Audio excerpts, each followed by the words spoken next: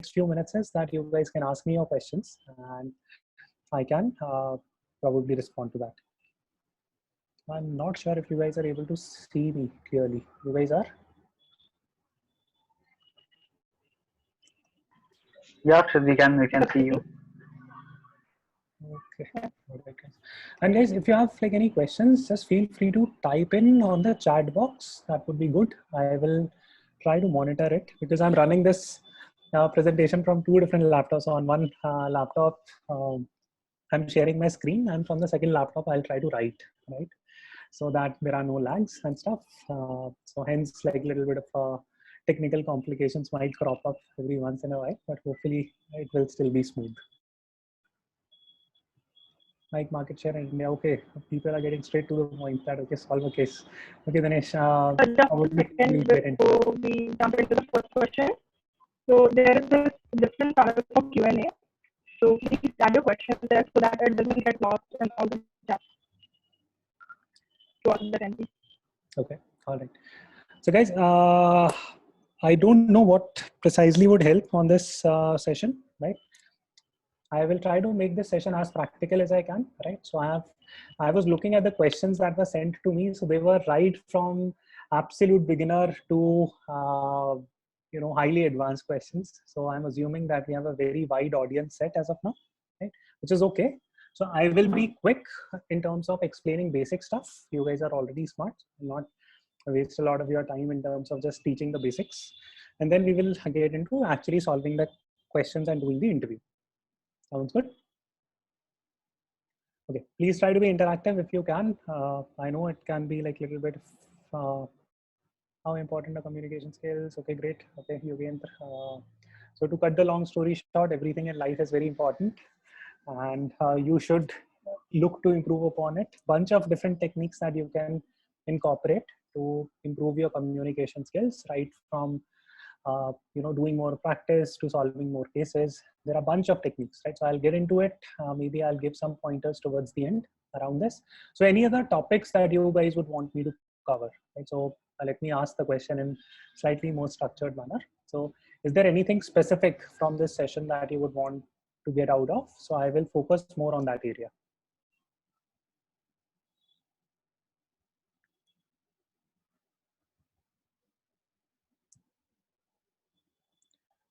If not, we will get started. Guys, I think we are on time now.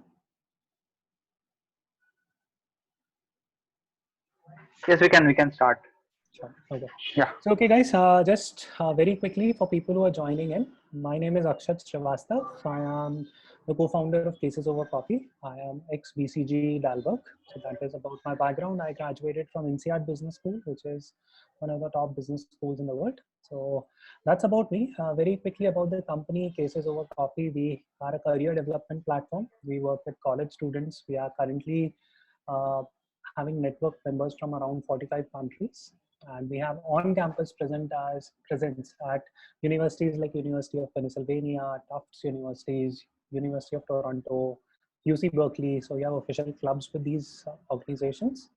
So that's about the organization, right? So on today's session, what we are going to do is that I'm going to make this session very practical and learning oriented, right? So essentially what I would try to do, just a second, I'm trying to see if I can try it. Okay. So what I'm going to do is that I'm just going to quickly cover basics, right? Let me not call it introduction, let me call it basics, right? Of management consulting. I'll talk a little bit about what skills are tested. Then we will solve a case, do an interview, right? And finally, we will leave some time for the Q&A, right? I'll be quick, straight to the point, and I'm told that this session is being recorded.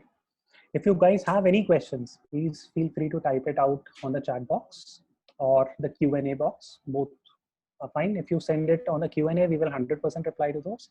If you send it on chat, what happens is that the chat gets scrolled to somewhere down and it's to somewhere up, and it's difficult to monitor it. Okay, so just keep that in mind. And with that said, let's just quickly get started. Okay. So, okay, now, I was monitoring the kind of questions that you guys had sent me. Now, the range of questions were very wide. So right from very basic management consulting related stuff like what is management consulting, all the way to solve a case on how to increase a market share for Nike, right? So I was getting a lot of questions, wide range of questions. So I will not spend a lot of time on the basics, but I think it will still be useful to just spend like 2-3 minutes here. So one is that a lot of people say that, hey, what is management consulting? Then the simple answer there is that management consulting is solving business problems. Right? Business. That is it, right? So that is what management consulting means, that there are a range of problems that, so if you are, let's say you are at McKinsey or BCG Bain, and if you're a consultant, right, and your clients will come to you, wide range of clients, right from Nike to, Coca-Cola, right, non-profit organizations, Bill and Melinda Gates Foundation, organizations like these, they will have very specific problems that they would want solutions to, and you as a management consultant will solve problems for them, right? Now, what does this mean? That, to what extent would you solve the problem? So basically, you will do something called as strategy consulting, right? So strategy consulting basically means that you will create a strategy for an organization. For example, if Nike comes to you and they say that, hey, we want to increase our market share in India, right? So how should we go about this? So this is what type of case? This is a, anyone wants to say it? Okay. So this is a market analysis, right? Or competitor analysis type of a case, competitor analysis, right? Now you as a McKinsey consultant and team of McKinsey consultants will take this problem and then you will work on it for 2 to 3 months and give a strategy, right? So this strategy is like, whatever, 50-page long document that you will submit to Nike and done. Your role is done and McKinsey makes money along the way. Okay? So clear, right? I mean, what management consulting is. Any doubts on this? So I'll quickly take those type of questions. Otherwise, we'll move on to the next section.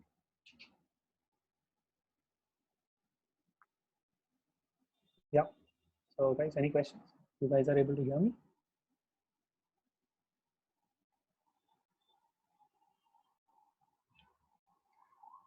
Yeah. Okay, cool. So the second question is that what types of management consulting? So there are multiple types of management consulting. So for example, there is like pure commercial management consulting, which is done by McKinsey, BCG, Bain, right? Then there is like more execution type of consulting, right? Where you will help the organization actually execute the project that you're talking about. So for example, this would be done by E.T. Carney, this would be done by PwC, so on and so forth. And there are sector specific consulting, for example, Dalberg, right? So it's a social impact consulting firm, right? So they mostly do what type of project? Social impact type of projects. There will be organizations like Partners in Performance, PIP. Right? Hey guys, someone's mic is opened up. So if you guys can please mute yourself. So it's called Partners in Performance. So they do mine related projects, right? So these are sector specific, right? So mining, social impact, so on and so forth. So you will have like a lot of consulting firms that do this kind of work. Right? So that's it. That's all the theory that I'm going to talk about mostly, right? And then now we will jump into a case, or like rather skills that are tested, and then we will do a case, right? So in terms of skills that are tested out in management consulting, roughly speaking, there are 4 skills that are tested out. I will try to speak about it as simply and as easily as I can without complicating it. Because once you go on McKinsey's website, you will see that, hey, okay, McKinsey looks for problem solving and great communication skills. They look for creativity. They look for academic excellence. They look for XYZ. Right? So now, if I ask you, right, and I want an answer from you guys, that what do you mean by having good communication? In simple terms, what does this mean?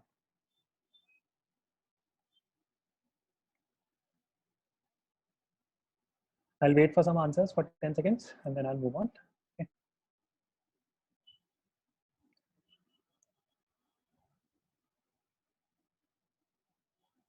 Okay, so Nikhil says, easily able to communicate your message to the audience, to express your thoughts clearly, clear and crisp, ability, concise and clarity. Brilliant. Sarthak says, delivering your content in an effective manner, being able to ask and convey your thoughts properly. Brilliant, right? So guys, you understand what good communication is. Now you guys are engineers, right? Majority of you. So let me give you a simple formula, right? So communication or effective communication simply means that, hey, I say 10 things and you are able to understand 9, you are a wonderful communicator, right? If I say 10 things, you are able to understand 5, then it means that you're average, right? If I say 10 things and you're able to say 3, and if you say 10 things and I'm able to understand only 3, then it means that I'm peak, right? Simple equation, nothing complicated. That's what it means. A lot of people say that, hey, your accent should be like this. A lot of people say that, hey, your body language should be like this. A lot of people say that, XYZ should be like this. What pace you should be speaking. So please don't overthink. If you have a simple, effective way of communicating, it means that whatever you are saying, the other person is able to understand it. That's it. Right? So that's what effective communication means. Okay. Now, do you guys want to do a fun exercise? Now, what I'll do is that just to display, right? Now, anyone. Now, so out of the panelists, so let's do this exercise with the panelists because they will have speaking control. So, guys, ask us a complicated, broad question, right? Broad question in the sense that not mathematical or case solving question, just ask like random question, right? Whatever, right? For example, let's say that how do you think the coronavirus pandemic is going to impact the Indian economy, or any such broad question, right? Then one of the panelists is going to speak on it for like 50, 30, 40 seconds, and then I'll also speak for 30 seconds. So anyone wants to give a question?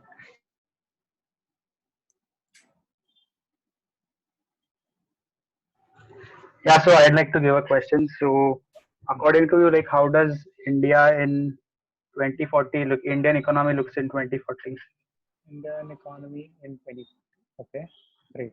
So Isha wants to state her response.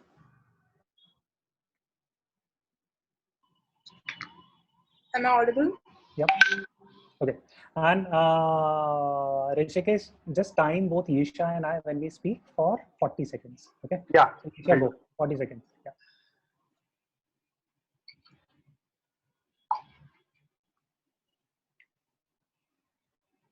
Right, Isha. So you have to state the answer for what would Indian economy look like in 2040.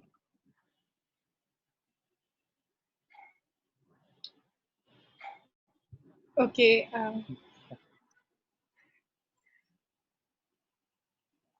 Do you mind going first? Okay, all right. But then you will copy my structure, right? So anyways, so I'll go first, not a problem, guys. So I will say that, and then we will give Isha a different question. Okay. Sounds good, Isha?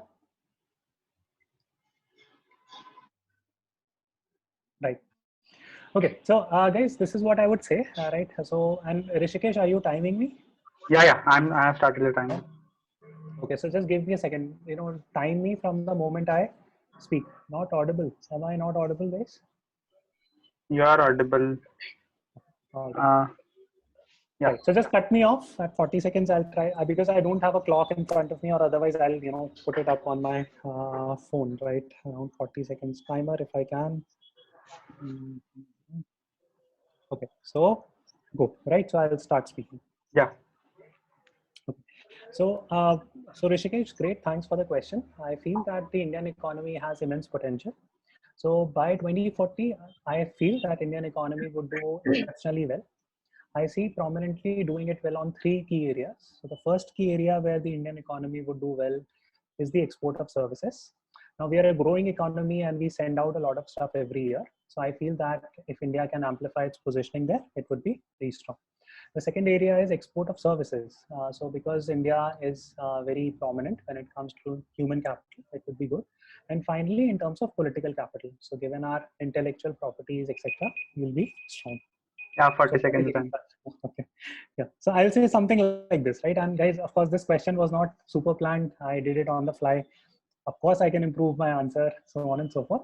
But bottom line, this was not a super easy exercise. So let's give Isha a question and let's see how she does. Right? And I will just try to identify some good things that I did, bad things that I did. And similarly, I'll do the same for Isha. Okay. So Rishikesh, you want to give like another question, Isha? Um, So Prathamesh really has a good, interesting question here. So what is the reason for China eating animals? So Okay. Isha, would you like to take that question? All animals, to be precise. Okay. Yeah, so we'll start in 5 seconds. Fine.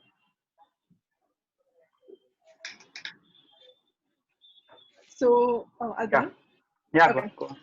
Thank you for the question, Prathamesh. I think that the perception that China eats all the animals lies because of both its population and the area that the country has. So even if some of the areas eat specific animals, then as a whole it looks like that they eat a lot of variety of animals. Coming to the part why that is the reason, then I think that the way topography of the countries and all the seasons that they face, animal or meat consumption versus vegan or vegetarian options is much more convenient and available, and it's part of their culture, and thus they eat it like any other country eats the options that are available to them Yeah, throughout 40 history. seconds done. I'm sorry for cutting you off. Yeah. Okay. So guys, basically what I wanted to communicate from this is now, okay, now exercise for the audience. Now, based on my answer, what I gave for Indian economy in 2040, what do you recollect, right? So just type in your response, right? And what do you recollect from Yisha's response? Right? What do you recall, right? Forget about whether it was a good answer or a bad answer. Just quickly tell us, what did you understand from both these answers that we gave out? If I don't start getting answers in like next 20 seconds, we'll assume that you guys did not understand anything from what Isha and I said, and we were horrible communicators.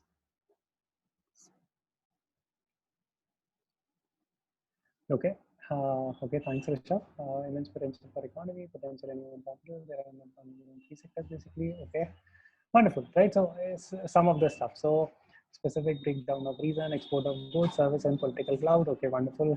So Kanav was able to summarize this tremendous growth potential in 3 areas. Okay, wonderful. So guys, we are getting some answers there. So from Yisha's answer, if you can quickly, sort of jot down some important points.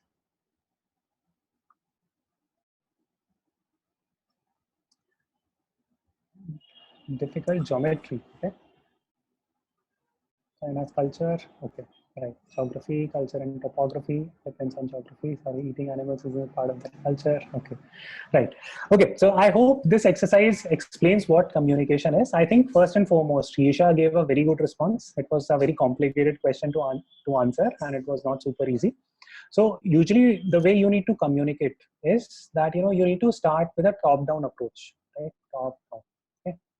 So what this means is that you start with, for example, what I did was that I said that hey, India's economy would be strong, right, in 2040. Why? Because reason one, two, three, right? In Yisha's response, what she did was that she said a summary statement. She started out with something like topography, if I'm not incorrect, and then she got into answering the question. Then she said that okay, reasons are, and then she stated one reason only, right? So basically what you need to do is that you need to get straight to the point when you're communicating. That is very important.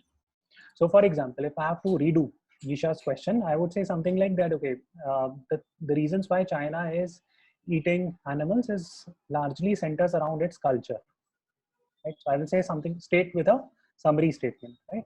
Now, why this happens is that because of the availability of resources, China is dependent on its meat and it can't grow vegetables.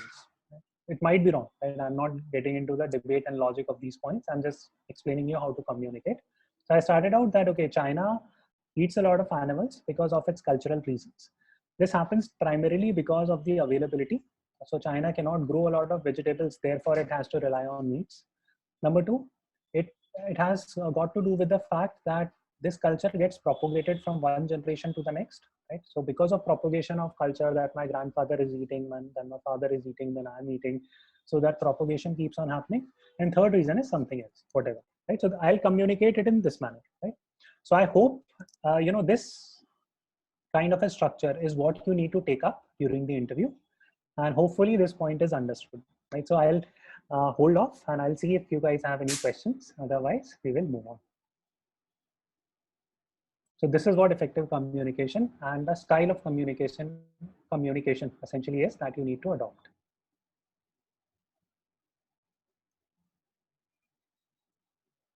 Okay, so any questions, guys, that you want to pick? And Rishikesh, Isha, please pick questions. Let me know. Is replying fast necessary? Yes. So others, you can't say that, hey, you know what, I'll give me 2 minutes, I'll think about it, and then I'll give an answer. No, you can't. Okay. So you need to be quick. It's okay to take like a little bit of time once in a while, but during your case interview, right? So your case interview is likely to last for 30 minutes. You will get a bunch of questions, like whatever, like 20 odd questions. So you can't keep taking time every single time, which is better, a chain of arguments or 3 MECE points. Okay. See, Rohan, anything works. So as I said, right, basically the idea is that if you say 10 points, then 9 points should be understood. Right? And the answers that Isha and I gave, those were very complicated questions to sort of deal with. It was not super easy, right? So yeah, keep that in mind that, you know, the answer that you are hearing from us, even if you can recall like 7 points out of it, that means that it was a good answer to begin with. Because these were complex, right? These were not easy questions. Okay, so guys, I'll assume that this is what you understand from the communications bit, right? Now moving on. So second is problem solving. So problem solving essentially means, you know, it's 2 plus 2 is what? 4, right? So this is a problem, you have solved it, brilliant, right? So this only has one answer. But when you see this in business context, what happens is that you get very weird problems, right? For example, someone asks that, hey, how would you help Nike grow its business in India? Right now, is this equivalent to 2 plus 2 is equal to 4? No, because I can give you one response, person B can give you some other response, Isha can give you third response, and maybe all 3 of us would be right. Right. So key learning or the key takeaway here is super simple, that when you are giving your management consulting interview, there is no one right answer, like in 99% of the cases. Right? Even if you get a guesstimate, if they say that, hey, how many students study at IIT Bombay, 3 people can come up with very different responses, right? So what is tested out? The testing out, or in terms of problem solving, what is tested out is the framework that you create. Right? How do you communicate that framework? Right? And what do people understand from it? Right? So essentially, and this is very important, right? This is like literally like 90% of management consulting here. Right? If you understand this part well, that what framework or methodology you have adopted, what communication style you are adopting, and what does the other person understand. If you can take care of these 3 things, then your case is solved. Right? Everything else, that okay, what is the creativity, what is communication, gets subsumed within it. Right? And this is what together is called as problem solving. Right? So, okay, without boring you guys any further, I hope this part is clear. And with that, Isha, should we now do a case? Yeah, sure. Right. So we have 2 options. Either the So you can ask the audiences, right? Otherwise, they yeah, will yeah. know what the session was fixed. Okay.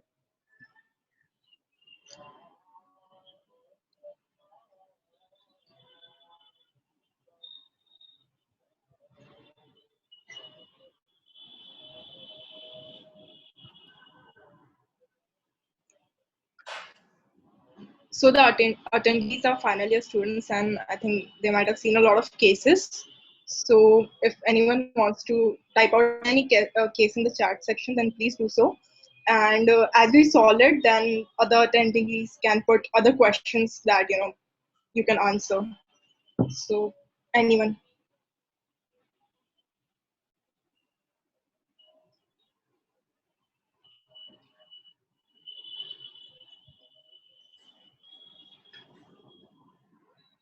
We'll wait for 2 minutes. Otherwise, we have a standard case prepared.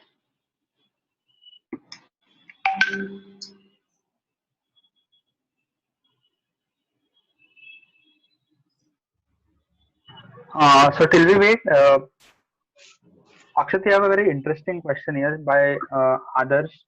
So Adarsh is saying that what if the interviewer is biased towards an answer or an approach?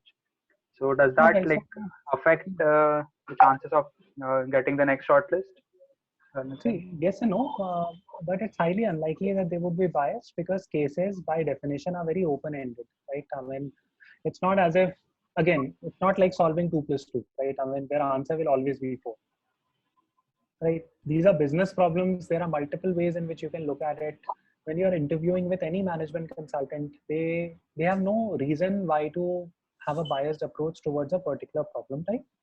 But that is like in 99% of the cases. You might always get a very weird interviewer where they will say something completely off and it might trigger you, right? So, but yeah, I mean, this is not a problem that you should be concerned about.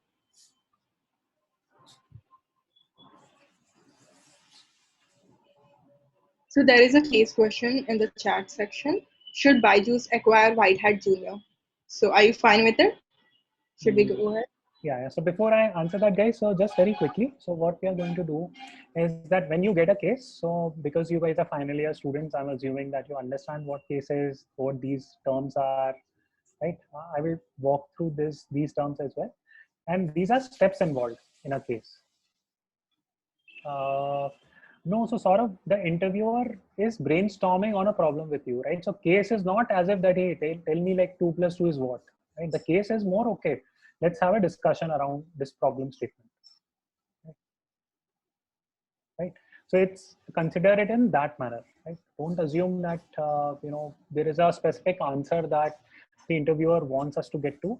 They might have it and they might encourage you to get there, but essentially what happens is that it's a business problem discussion, right? So if you keep that perspective in mind, then it's very easy for you to sort of take care of it. Okay. Okay, now very quickly, guys. So basically, we have a, a problem statement, and there are 4 steps involved in solving a case. So one is that you need to understand and clarify the objective, right? So that you understand that you're solving the right problem, right? Number 2 is that you need to just a second. Number 2, you need to explain that there's a framework or a method that you're proposing. Number 3 is the flow of the case. Now this depends on the counter questions that you're getting. Okay. And then finally, the recommender will ask you to the interviewer will ask you to summarize your recommendations. So these are 4 steps involved. So any question that you guys ask me, or which any question that Isha picks and asks me, I'm going to walk through these 4 things, right? So one is objective, one is framework, flow, and recommendation. Okay. So, okay, Isha, over to you. So I will clear out my drawings. I'll just take a minute. I'll just Yeah. quickly grab some water and I'll just quickly come back. And meanwhile, you can pick a question that you would like me to solve. Okay. Okay.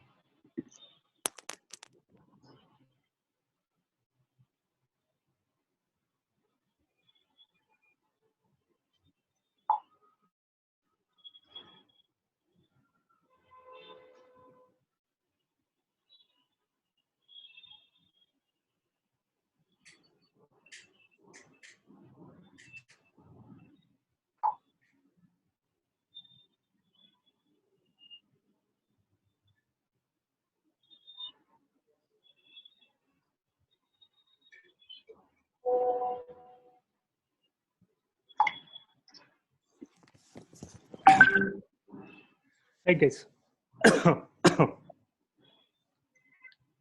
Yes, Isha. So you can Yeah.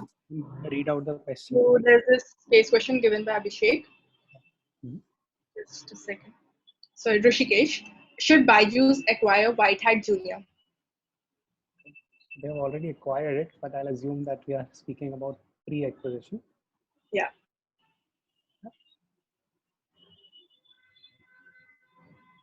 Okay, so okay, now I'll assume the role of the interviewer, and every once in a while I'll zoom out, right? And I will give feedback and take questions. Okay, so if this is a question, then step 1 is what? Objective, right? That I need to verify the objective. So I'll say something like this, that thanks, Isha. So if I understand the question correctly, we are looking at whether or not Byju's should be acquiring a company called as White Hat Junior, and we need to give a go or no go decision on it. So is my understanding correct? Yes. Okay, so basically the eventual answer, we have to say either a yes or a no. So this is the objective and this is done. So we don't need to, beat it to the bush. Then what happens here is that on step one, that we need to ask some clarifying questions, right? So because we get an opportunity to ask a few clarifying questions, usually limit these clarifying questions for two to three questions only, right? Don't ask more than that because it just becomes an overkill. Don't ask zero clarifying questions. At least ask one or two interesting questions here, right? So I will ask something like that. Okay, Isha, could you kindly tell me? So I have a couple of clarifying questions here. So one is that, could you let me know that what is the objective of this acquisition? So is it like maximizing the profits for Byju's, or is it like increasing the exit for White Hat Junior? So if you can explain to me what the objective of this acquisition is. Maximizing their extent of education. Currently, they are in the sectors of subjects for school, and they are looking to expand it to coding. Okay, so we are essentially looking at only from Byju's point of view, that we are looking at it as a market expansion opportunity to reach out to a different customer subset. Is that correct? Yes. Okay. And second is, my second question here would be that, does Byju have any kind of operations, existing operations in this space, or is it like a completely different kind of a company that they're looking to acquire? What I'm essentially saying is that, is there any overlap between Byju's and White Hat Junior for the time being?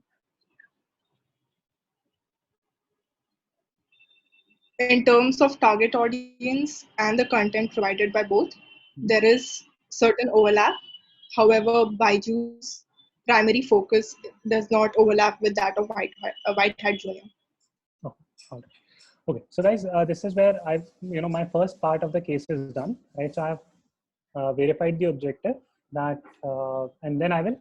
So once any part is done, so part one is done, right? What was part one? Objective, right? So objective was, so then I will recap once any part is done. So I will say that, okay, Isha, so thank you for answering all my questions. So the way I summarize the case is that we are looking things from Byju's perspective, and we are analyzing whether or not it should acquire a company called as White Hat Junior. And this market expansion, this objective of this acquisition is very simple, that they are looking to increase its market size and market base and reach out to a new customer segment. There are certain overlaps, but that does not seem very prominent at this stage. So with that said, I will take a minute to just think through my structure and then propose a potential approach that we can take together. So Sure. I'll say something like this, right? Okay. So at this stage, I get a minute to think through my problem, usually in the case, but I will not take that minute, and I'll try to, essentially look at it right away, right? So I'll say that, okay, thank you, Isha. So what I will do is that I will look at financials and non-financial aspects of the case, right? From Byju's point of view, our eventual goal is to get to an answer whether Byju should be acquiring White Hat Junior. So for that, I will look at financial side and I will look at non-financial side. So from a financial point of view, I will look at expected return. So what that means is that we will discount the present value of future cash flows and look at the business potential and try to estimate how much money we can make out of White Hat Junior. What is the investment amount that we are making as of now on day zero, right? And if it's positive, that would be a great step.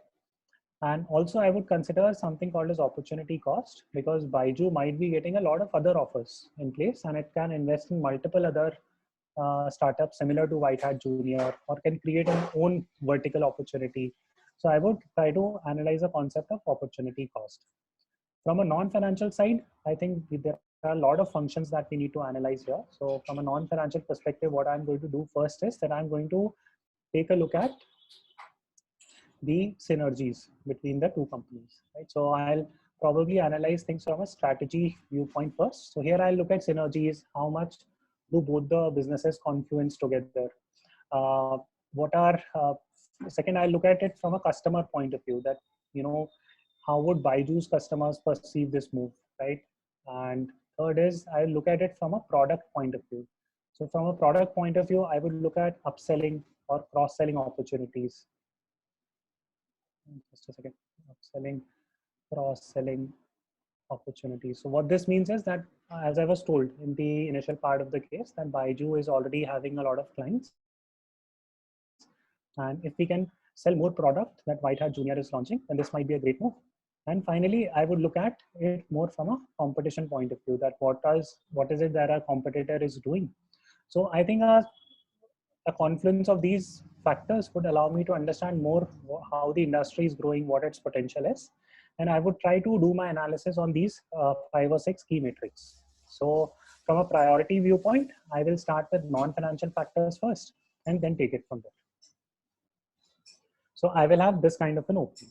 Right? So I don't know if this is clear. It's very difficult to solve a case, right? But hopefully this makes sense.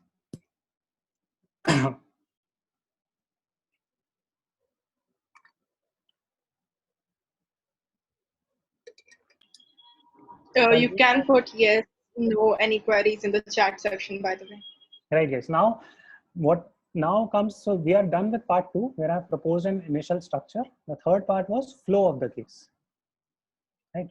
Now here it depends on what Isha asks me next. If she says that, hey, Akshat, go and analyze the strategy component of it, or look at the customer side first, or look at the product side first. And on the product side, I want you to look at this particular issue. Tell me an approach on how you would go about it. Then I will start analyzing that part of the equation more. Right.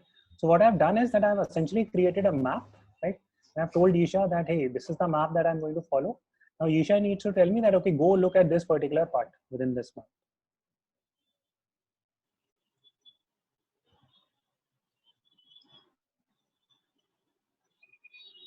Right. So any questions that you guys might have?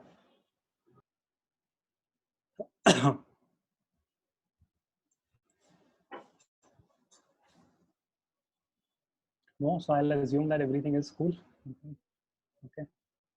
Is the objective just to enter a new customer segment, or was it stated, do we need to analyze financials? Can you tell what you wrote in product? Okay. So product, Shubham, I said that if there is a upselling or a cross-selling opportunity. Right. So upselling means that you're already selling, let's say, a class 10 student some course, right, mathematics course, and then you are asking, if you acquire White Hat Junior, then you will get an opportunity to sell them coding course also. Right. So that is cross-selling. Upselling would be that you're selling a 20,000 rupee product. Now you have an opportunity to sell them a $50,000 product, 50,000 rupee product. Okay, so I hope this is clear. Okay, so so Isha, how do you want to do it? Do you want me to analyze anything, or should I just, because flow of the case is not something that we'll be able to do right now, right? Because it really depends on you giving me the entire case right from scratch, all that. So what we can do is that we can ask audiences for more cases, and I can structure the cases, and I can talk about a few things, right? So here I just wanted to touch upon very quickly about the concept of MECE, because this was asked by Rishikesh for me to cover. So guys, MECE means mutually exclusive, collectively exhaustive, right? What this simply means is that if you say that, okay, how many colors are in the rainbow, right? So you will say VIB, GYOR, right? So these are the colors in the rainbow, right? This is a MECE, right? This has like all the 7 colors, right? And one color is not overlapping on the other, right? So this means MECE. So similarly, when you are creating your framework, so for example, here I created my framework, and this should be MECE, right? This should be as MECE as you can make it. So now, can you make it completely MECE? Many a times you can, and many a times you can't, right? But it should be, so the correct approach is that it should be as MECE as possible. For example, you can say that, hey, Akshat, you are not analyzing things from a, let's say, greenfield or brownfield entry point of view, or like, can Byju's create its own, vertical here? So you're right. So then I can create a 5th point and write it here, right? Or you can say that, you know what, you're not looking at like international expansion opportunity. And so I can create that as a 6th point here, so on and so forth. So I can keep expanding this list. But usually, so there's this problem of White Hat Junior one is a market entry problem, right? So I mean, it's like a mergers and acquisitions case. And what happens here is that, you cannot list out all the exhaustive factors, right? So as you're having the discussion, you keep going back to this framework and keep expanding it, right? So that is what happens. It depends on a lot of things. On the flip side, if you are getting, let's say, something like a profit and loss case, right? So for example, you say that, hey, we are looking at a hotel and it's losing customers every year. Analyze the problem. Now, when you create a framework for such a problem, that needs to be MECE, right? Because they are saying that, hey, you need to identify the problem. So you can't miss that. Manik Karga filled form of Facebook. Are you okay? Great. So Manik, write to Saint Stephen guys. They are sending it. We created the book, so they should be able to get back to you with that. It's there on the comment itself. So there is a guy named Shlok. So just write to him. He will get back. Okay, guys. So anything else, Isha, that I should be covering? Just a second, we had some question submissions from the form earlier in MECE, so I'll just read them out. Sure. So guys, I've covered frameworks, I've covered MECE. Issue tree is what I told you, right? Like financials, non-financials, right? And then it moves like a tree, right? I mean, within each bucket, it's moving further and further, right? So this is what issue tree means, right? Hypothesis basically means that, you work with a hypothesis. For example, if you say that, if the question is something like that, okay, what are some reasons why flights get cancelled? Now, if you start listing down the reason 1, 2, 3, 4, 5, 6, 7, 8, 9, 10, then you will go mad, right? I mean, analyzing one thing after the next, so on and so forth. So this will become a very exhaustive approach. So you will say that, okay, is it because of X? Then you will say, then the interviewer will say no. Then you will say that, okay, is it because of Y? Then the interviewer will say no, right? So on and so forth. So this is a bad approach. So on such options, when you get like, there is just no end to the problem, right? I mean, you can keep suggesting weather, delay, airport related issues, so on and so forth. So what you do is that you create a big bucket, right?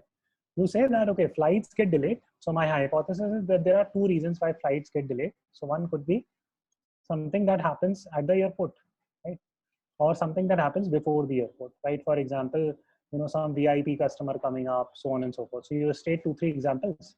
Then you will say that I'll work with hypothesis 1 first, right?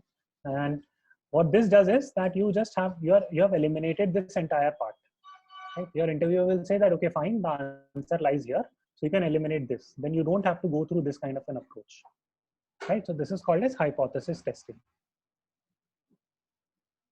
So okay, guys, Isha, I think you. So that is question from MECE.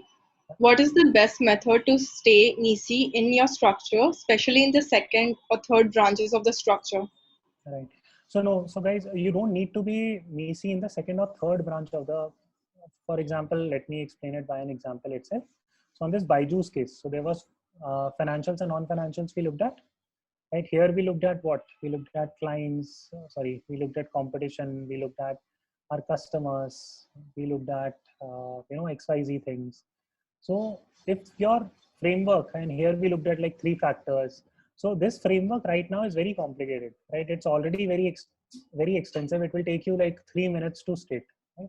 So again, going back to that point about communicating, you can't, if you make it even more extensive that, okay, here I'm going to look at this. Now within this also I look at this. If you make it like 4th, 5th branch onwards, then it will become so big that it will take you 15 minutes to explain this, which is not something that you should be doing. You should be able to explain your framework in like 3 minutes max, 2 to 3 minutes max. Right?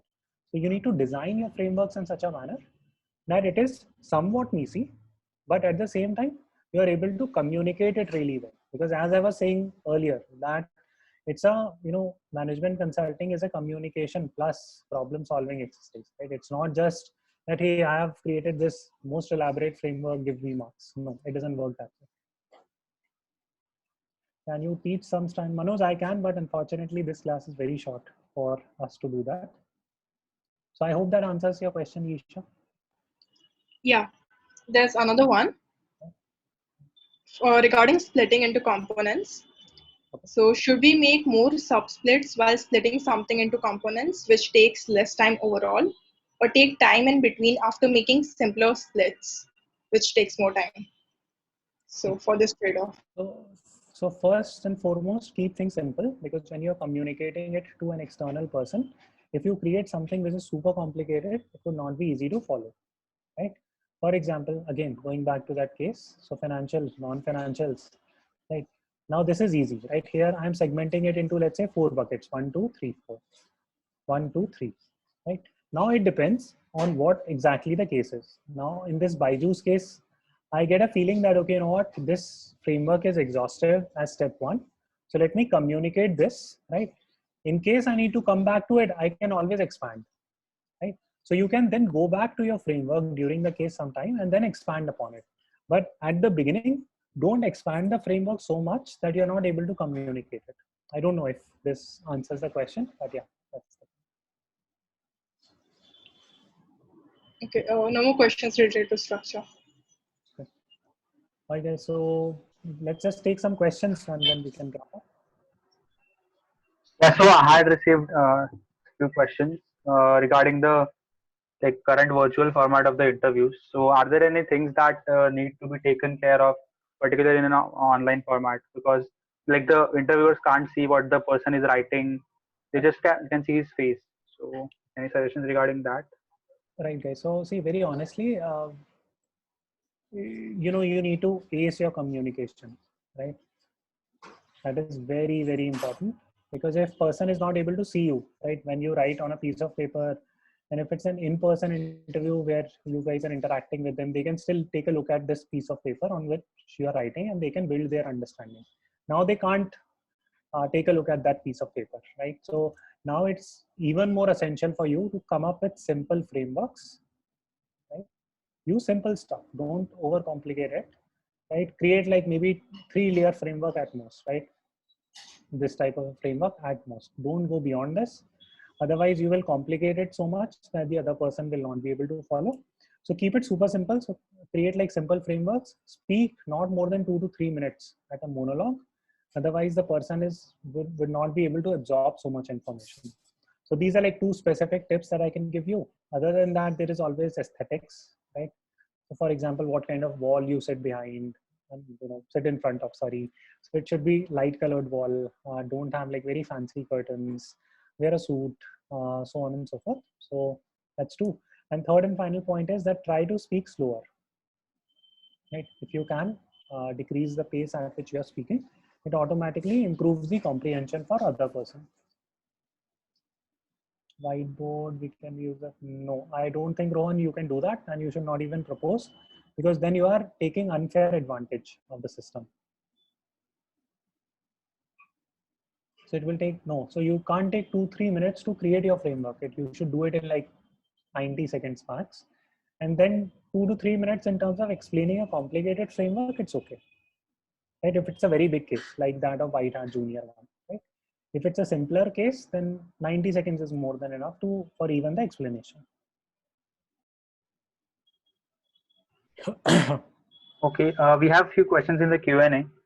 So, Hetri is asking that she has some questions regarding her experiences. So, how was the work has been while working in the government and working in the corporate, and how was policy consulting like? Right. So, see, guys, consulting is consulting, right? I mean, you still end up creating strategies, you still end up creating social impact projects. There are a bunch of other things that you do, so on and so forth. So it's good from that angle.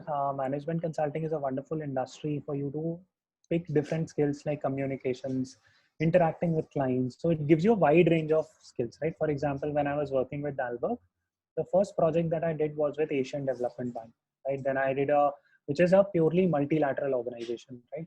Then I worked with Bill and Melinda Gates Foundation, which is a non-profit organization. During my time at the government, I used to do a lot of government consulting projects, like where government used to collaborate and have like very big kind of projects, like 1,000 crore projects, so on and so forth.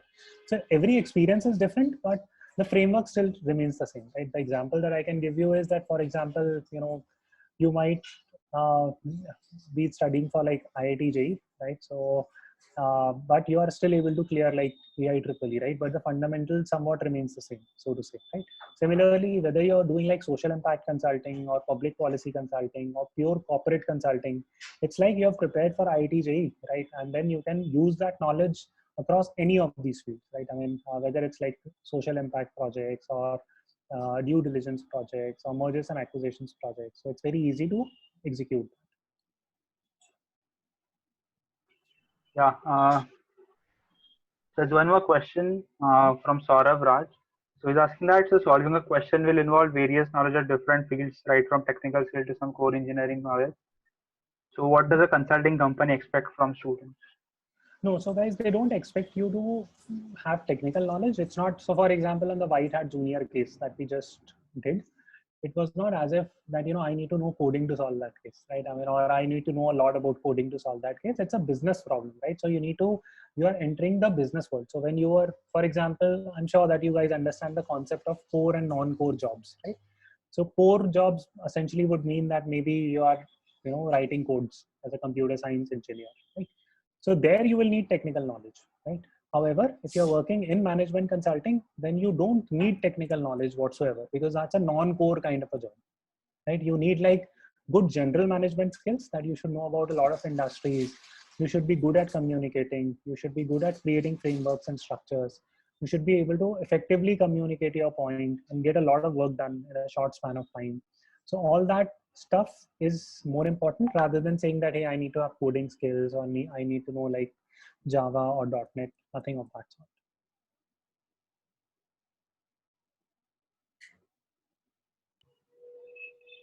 Okay. So there were a few questions from the communication skills section that we missed before. Mhm. We were discussing the time that one should take to solve a question and write things down. So before the interview and during the interview, if someone gets nervous, then how to come out of it? Okay, if you get nervous, how to come out of it. So guys, this will depend from person to person, to be honest, right? It really comes down to what works for you, right? Uh, Personally, what I would say is that once you get nervous, your nervousness manifests in a certain manner. For example, some people start shaking, some people start speaking very fast, some people start sweating, right? Now, of course, you can't control sweating, right? I mean, that is beyond the point. What you can, however, do is that if your nervousness so understand, number one, how your nervousness manifests, right? So if you feel that, okay, my nervousness, when I get nervous, my nervousness comes out in a manner that I start speaking very fast, then you need to diligently practice how to speak slow, right? Similarly, if you start fidgeting, then, I don't know, sit cross-legged or something. It really is an, individual kind of a response to this entire situation. I don't know whether that helps, but this is what I can say on this. So that's a practical tip that I can give you. Thank you. Secondly, what if while solving a case we get stuck in between? So, like how to apologize like concisely and ask for a clue or a hint or something and move on. Right. See, guys, first and foremost, if you don't know anything, tell them that you don't know, right? I mean, don't try to bullshit your way, right, out of this.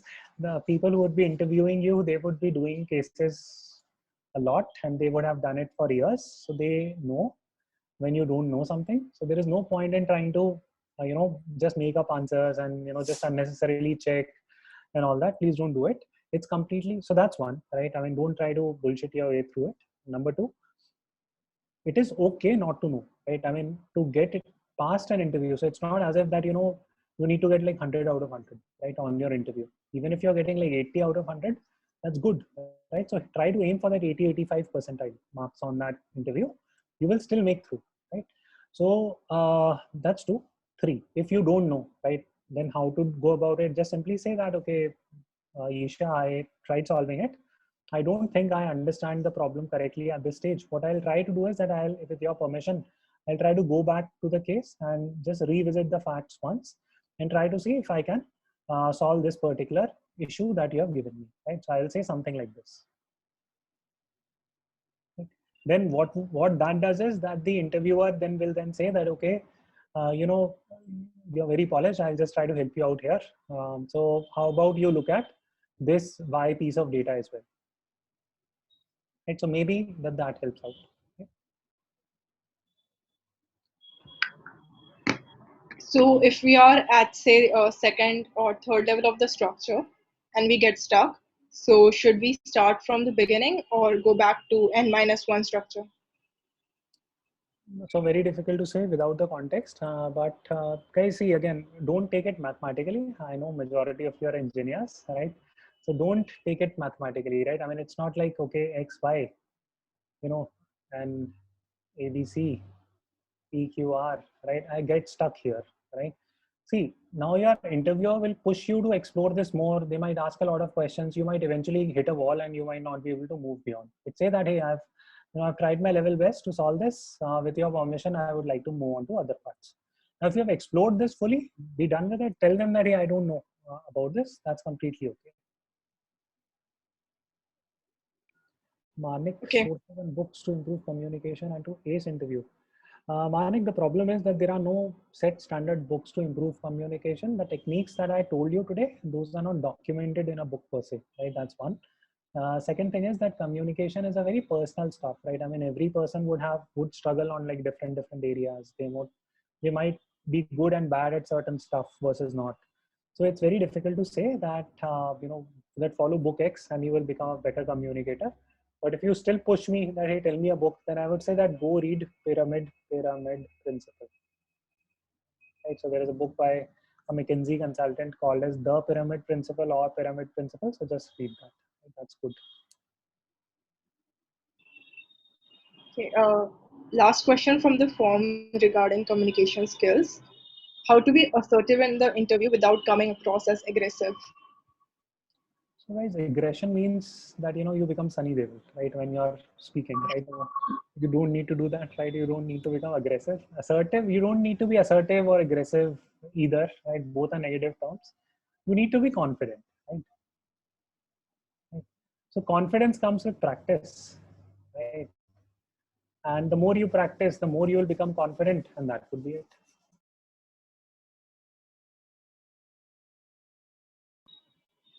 So do you want to move to the next section, or we have some questions related to solving guesstimates? Sure. So give me a problem. I'll try to solve a guesstimate. Okay. Okay. So attendees in the chat section, any guesstimate?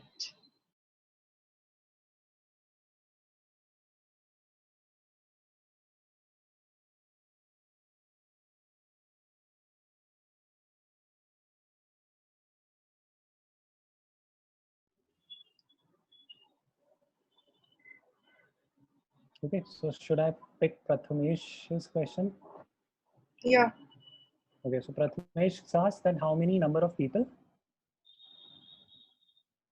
travel by local trains in Mumbai every day, right? So Prathamesh, just very quick clarifying question. Do you want me to solve it on an average every day, or do you want me to look at any particular day of the week? Average. Okay. All right. Okay. So I have asked my clarifying questions, right? So step one done, objective. Step two is what? Framework, right? So when you're solving guesstimates, you need to have a very clear approach. So here, of course, there is not much to test out, right? So I just literally have to come up with my own framework and then explain Prathamesh how I am going to solve this problem. So I'll just take a few seconds to think through it and then I'll state my response.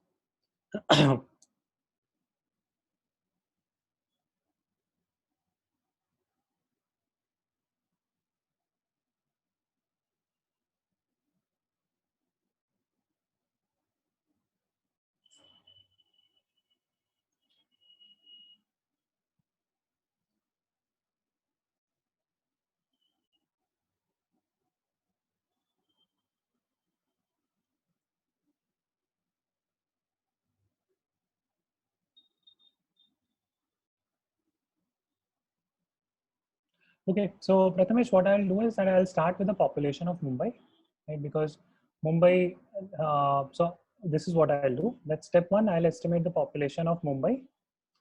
Step two, I will estimate the number of the population of Mumbai that travels by train.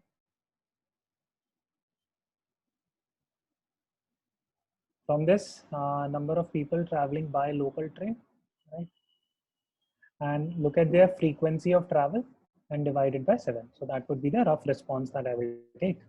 Now, population of Mumbai, do we have any data on it? So otherwise, I'll assume it to be 50 lakhs. Like, how much do you want me to approximate? 1 crore, I think. 1 crore works. So I'll take it 1 crore. Now, out of this, not everyone would be traveling in the first place, right? And even if they are traveling, they would travel by different modes. Some will travel from cars, some will travel from bikes, two-wheelers, buses, and trains. So these are the primary modes. So for this, to estimate this, if we are having a population of, let's say, 1 crore, and let's assume that the life expectancy is, just for the ease of computation, I'll assume the life expectancy to be 100. So 1 crore divided by 100 gives, and assuming an equal population split, that people are living from, like, say, 0 to 99, so 100 years, right? So then I'll try to segment it into a bunch of people who are in the travel age population. So that is what I'm trying to approximate. So 1 crore divided by 100 is what? Okay, so 1 lakh, 100,000 rounds a lakh. So, right, so basically 1 lakh per population group. So there are 1 year olds, 1 lakh 1 year old, 2 year, 1 lakh 2 year old, so on and so forth. So then we can assume that, kids mostly don't travel by local trains, right? There are very few kids, and mostly the kids would range from, let's say, 0 to 15, right? So that's when they don't travel, right? And old people also don't travel. So anyone who is above 65 years of age, because they will not be traveling for work, so they will also not travel, right? So 35 years and 15 years, so we can eliminate 50% of the population. So that gives us a population of 50 crores that can potentially travel by train, right? Now this is the traveling, regular or frequently traveling population. Now out of these 50 crores, some will travel by bus, some will travel by train, some will travel by local train, some will travel by cars, some will travel by two-wheelers, some will carpool, right, and use Ola, Uber, so on and so forth. So from that perspective, I would say that roughly, like, because we have so many different modes of transport, and majority of the people who go by local train, so I'll assume that number to be 30%, right? So that means that, on an average, people are traveling, like, the traveling population, 30% of this would be approximately 16 crores, right? Or rather 15 crores, right? So that is the population that I'm looking at that travels by local trains. And then I'll move on to step 2, right? Analyzing the frequency of travel, and then on each day, how many of these travel people will go on everyday basis. So for example, on weekdays, almost everyone will go, right? Because Monday to Friday, everyone has office. Saturday and Sunday, almost like 50% people will have. So from there, I will compute the total number of travels and divide it by 7, and that will give me an answer. It is lakhs, not crores, right? It is lakhs, yeah, it's lakhs, yeah. You're correct, yeah. Right, so, yeah, right. So this is how I will take a look at it. Right, so guesstimates are super easy. You just come up with any kind of formula. You just justify things, and wherever you can't specifically give out an answer, you have to assume certain things. For example, here there is no logic, right? I mean, we can go mad, right, in terms of figuring out whether it's 30% or whether it's 20%. It just needs to be whatever assumption you are making. You should be able to defend it, right? I mean, had I said, 50% plus people travel from locals, right? Now that's a tough guesstimate to, or that's a tough guess to justify, right? We can't justify it. It's very tough, right? Because the interviewer will say that, hey, there are so many modes of transport. How come you're saying that 50% people will travel from local trains only? So here I'm making a reasonable guess. So whenever you're making these type of guesses, be reasonable about it, and that will give you an answer. So there was this question in terms of the factors that we use for the guesstimate, like over here you use the age groups. Mhm. So how do we justify them or mention that these are relevant to the interviewer? See guys, now again, going back to the question, now assume that 0 to 15 people don't travel. Now you will say that no, my cousin is 14, he travels by local metro. Now those exceptions will always be there. What you are trying to do, so it's called as guesstimates, right? So it's a guess, right? And you need to be reasonable in terms of guessing, right? So now, is it a fair assumption to say that majority of these people will not travel, or approximately 90% people will not travel in this age group by local trains? The answer is yes, you will agree, right? 9 out of 10 people will agree. So this is a good guess, right?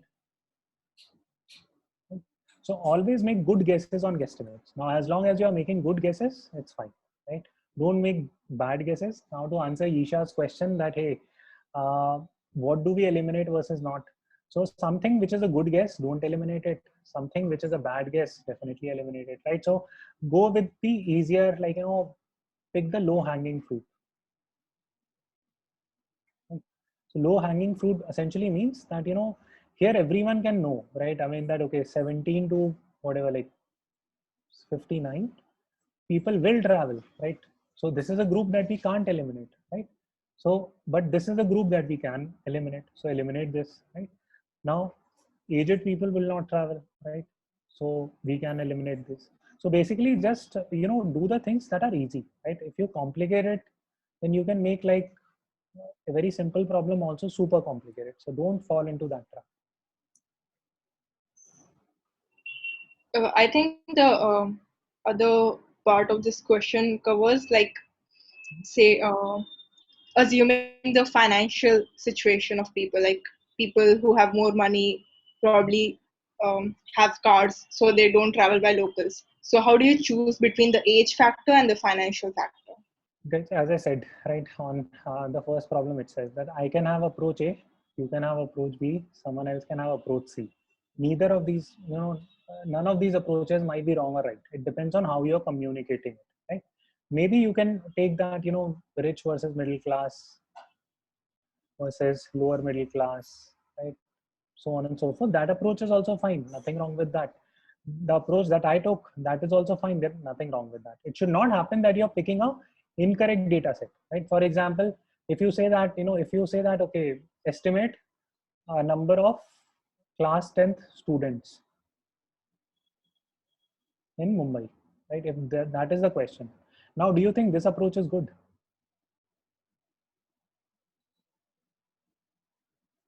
No, right? Because you're not able to eliminate anything, right, from this, because people from all these strata of the society, they attend schools, right? There is like maybe extremely low class people might or might not do that, but everyone else is doing. So here you are not able to create any kind of elimination. But if you go by age, then you are able to create some kind of elimination. Now in some approaches, both these things will be okay, and that leads to method A or method B, and that is fine.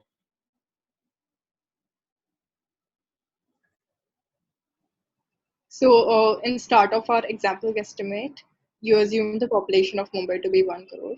So any sort of data that we need to memorize before the interview? See, know the population of India, right? Know the population of Asia, right? Know the population of wherever city you are from, right? City you are from. Know the population of basic stuff, right? World's population, population of US, right? Internet penetration in India, right? Uh, Number of income taxpayers in India, 3 to 4%, right? So this kind of basic stuff, right? I mean, general facts in the economy, what goes on, but it's not as if that, you will be out if you don't know the population of Mumbai. I did not know it, right? I mean, that might be off because I'm not from Mumbai. That's not a city that I have lived in extensively. So it's unlikely that they would have asked me or would have expected me to know the population of Mumbai, right? If I ask you the city where I'm from, if I start asking the population of that city, then it might look, then you might also not know, right? So that's the point. Okay, those were all the guesstimate questions. Okay, there's an addition. Do we need to know the age group percentage? No, so assume it for the sake of simplicity, just assume even split. That is completely fine. Okay. Yeah. And similarly goes for the financial distribution classes. Precisely. Yeah. Keep it simple, right? I mean, that's the biggest tip that I can give you, that please keep things simple. Don't complicate it. Otherwise, it would be very difficult for you to explain your logic on the case.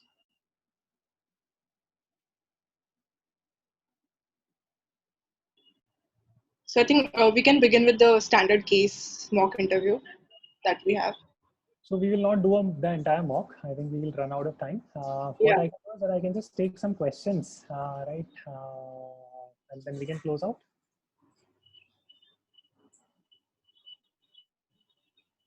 Sources. Okay. Okay. Yeah.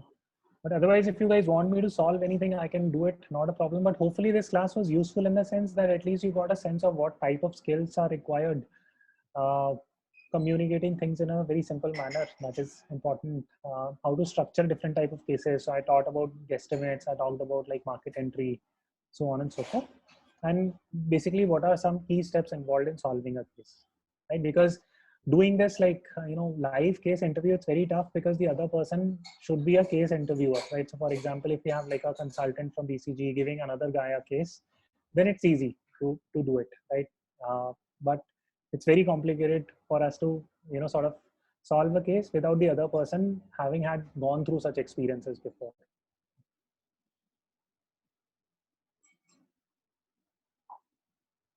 So is any other questions that you would want to take?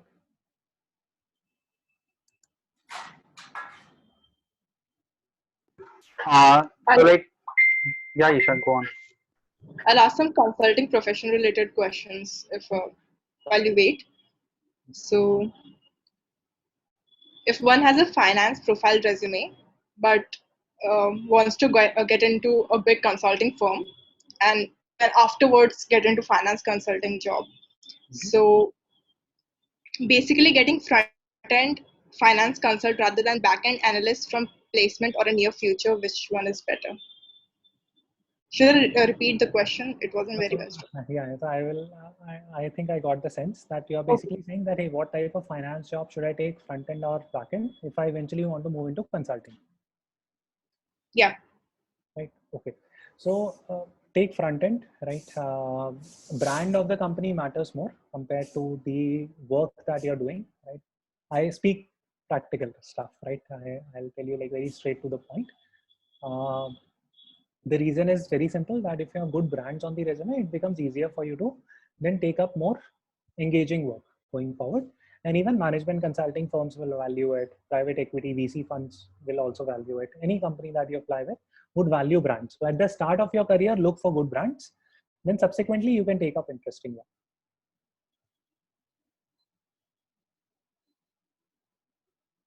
Yep. Does that answer it? Thank you. Yeah, so there's one question that I had been getting from a lot of friends who were doing for internship preparation. So like while solving estimates, like when people are doing like making the frameworks or doing the calculations, the interviewer seems to get bored because 2-3 minutes of his time, like he's just busy watching the face of that person without hearing anything. So do you suggest anything that that can help to cope up with this thing? No, guys. So see, guys, you're not Sunil Grover. You're not supposed to entertain the interviewer. Okay, you're supposed to solve the question and be done with it. It's fine if he's getting bored once in a while. It's completely okay. You should not stress about weird things, right? I mean, okay, hey, am I keeping like interviewer engaged? All that. That is not in your hand. What is in your hand is that you go there. You are structured. You are able to communicate your thought process very clearly. You are able to explain things well. At times he might get bored, he might not get bored. It's none of your problem, right? From that perspective.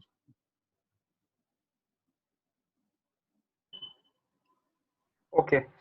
Okay, so like we'll take just last 1 or 2 questions. So audience, if you have any questions, please put up in the chat box.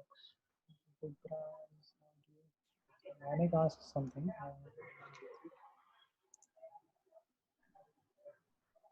So he's asking that in terms of big brands, how do you judge it? Okay, so it's very easy, right? I mean, for example, you guys would know like top So, okay, so let me put it this way. So if something is very difficult to get into, then it's good. So how do you judge that IIT Bombay is a good brand? Right? So let me counter question you on that. So you guys know that IIT Bombay is a good brand. So it's wonderful. It has like years of strength behind it, so on and so forth. Similarly, that is how you would judge corporate brands also.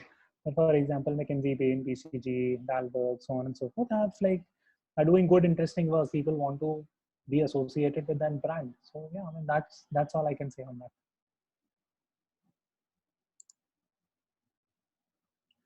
Can I enter into policy consulting? So guys, I'm not able to open the chat box for some reason. So okay, just give me a second. I think I can. Okay, okay. So how can I enter into policy consulting with government? Others asks that. So others, uh, now there is a lot of scope, right? For example, there is Invest India, there is Niti Aayog, which hires a lot of people. There is QCI, which hires a lot of people. So you can directly apply for those jobs. Those are technically government consulting jobs, and you would enjoy. A Ministry of Rural Development also comes out with a bunch of positions every year. So you can apply to all those positions. The notifications are out. Like you just need to keep checking these 3-4 firms that I've told about. QCI, Quality Council of India, Niti Aayog, Invest India, Ministry of Rural Development. These 4 jobs I know like right off the bat that you can easily get.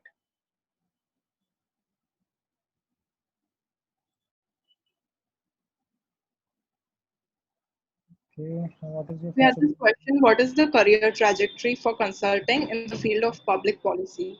If you want to answer. Sure. So what is the career trajectory in consulting in the field of public policy? Okay. Guys, it's not public policy, it's more like social impact. For example, firms like Dalberg, FSG, there are companies like Bridgespan Group.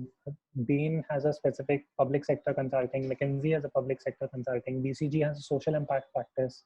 So the scope is great. It's similar to that in any consulting firm. So you become a partner eventually. For example, if you continue to work at BCG and if you're interested in social impact space, then after 7, 8, 10 years, you can become a partner at BCG. So the scope is essentially the same as it is for any other major strategy consulting firm. So it is like sector agnostic. So, last question from the forms: how to prepare in the final months as the interviews are approaching? Like we have gone through multiple things, so Guys, you guys are smart, right? Just work on 2, 3 changeable areas, right? For example, you guys can improve your communication skills, right? That is a change that will give a lot of value add to you, right? So do it from that perspective. So identify like 2, 3 key things which would be your weakness. Work on those, right? Communication being the top priority. So if you can communicate things really well, that adds a lot of.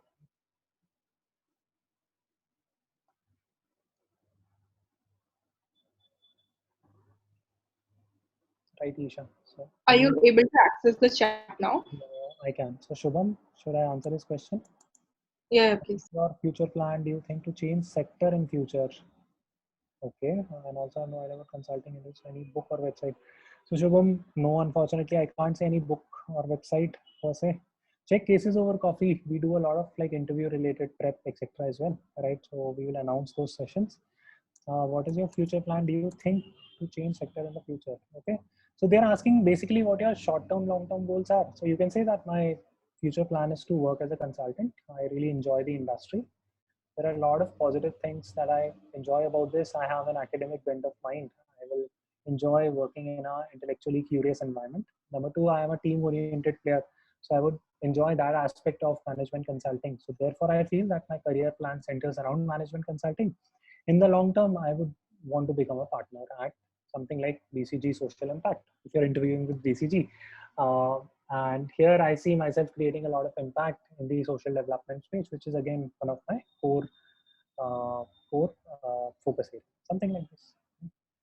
And I don't know if I understood the question absolutely clearly, but yeah, I mean, based on what I understood, hopefully this helps. While interviewing, should I express my interest in specific vertical? Sparsh, yes and no. So initially you don't need to. Yeah, right. But you can always say that this is the area I'm interested in. For example, you can say that, hey, I've done a lot of artificial intelligence and machine learning based courses, and I've done all these projects, and I know that McKinsey is doing a lot of work in this space. So I feel that I'll be able to contribute a lot. So you can use this kind of a language on your interview.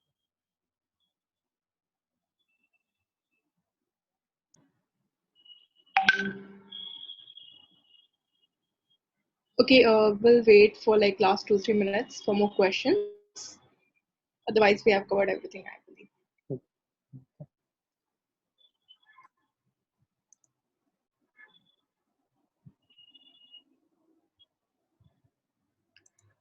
Otherwise, you guys can collate the questions and send it to me. Not a problem. I'll be happy to answer it. Okay, okay. I guess then we can close the session. Thank you, thanks a lot, Akshat, for joining us, and it was really great discussing the things with you. And I hope that it was helpful to all the attendees. Definitely, guys. I mean, wish you all the best with your placements. I'm sure that you guys would do well, and do reach out to me on LinkedIn, Instagram, etc. I'm quite active there. So if you have any questions, just feel free to write to me directly. Not a problem.